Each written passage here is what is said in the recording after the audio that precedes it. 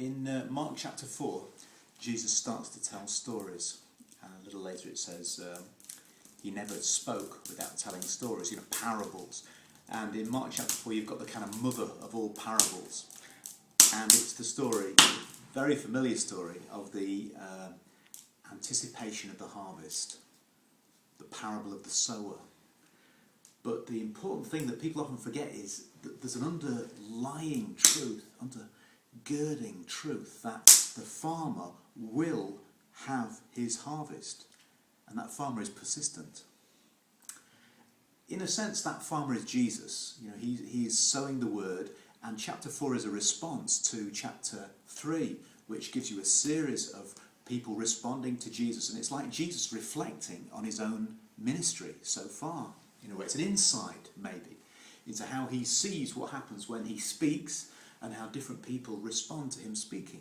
Maybe it's even instruction for the early church. You know that the Gospel of Mark is traditionally supposed to have been Mark writing down the sermons that Peter gave when he was in Rome. Isn't that interesting? He was the interpreter of Peter. So he's writing down something that Peter has received from Jesus about the way that people responded to him.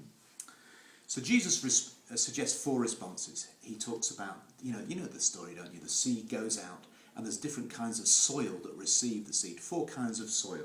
And Jesus says the soil is either packed, like a paddock, it's stony, shallow, it's thorny, mixed in with other organisms, or it's good, receptive.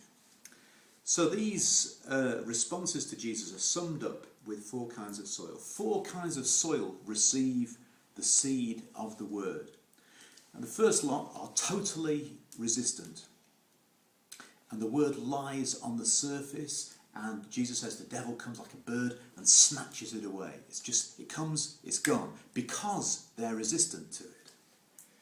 The second lot are shallow. They receive it with joy.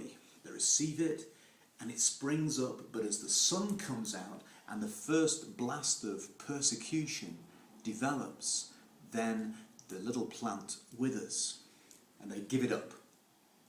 So they only follow Jesus to a certain extent until, as we say, the rubber hits the road.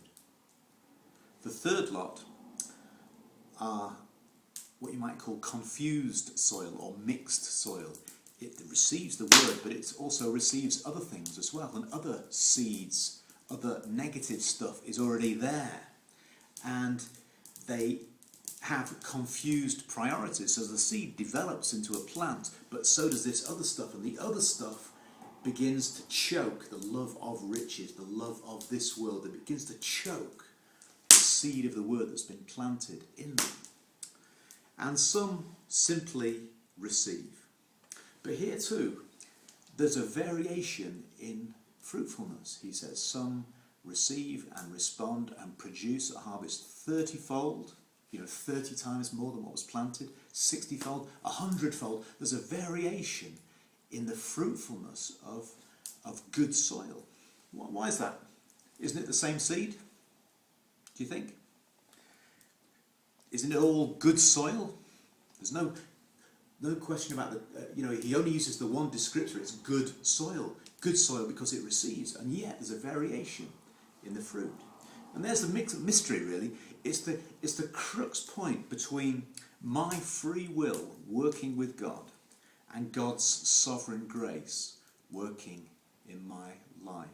Like that Michelangelo picture with the hand of God coming down and the finger of Adam being pointing up, and it's the connection point, and there's some part of you which is you reaching out to God, and there's some part of God that is him reaching down to you, and you can't really tell where one stops and the other starts. And sometimes I feel like I'm being carried along by his grace, and sometimes I feel like he's waiting for me to initiate and to do and to strive and to push forward. And of course both those things are true, aren't they? But in this parable you've got a kind of variation in fruitfulness that's very interesting. But the big point that's overlooked is quite simple. The farmer will have his harvest.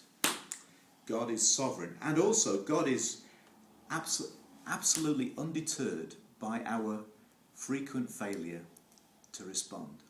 He is going to have his harvest, almost with or without us. There's a passage in the Old Testament that says, the eyes of the Lord looking over the whole land to see if there's someone ready to hear. Do you hear it? It's a summons to us. Hear it, respond, make sure you're good soil. God bless you today.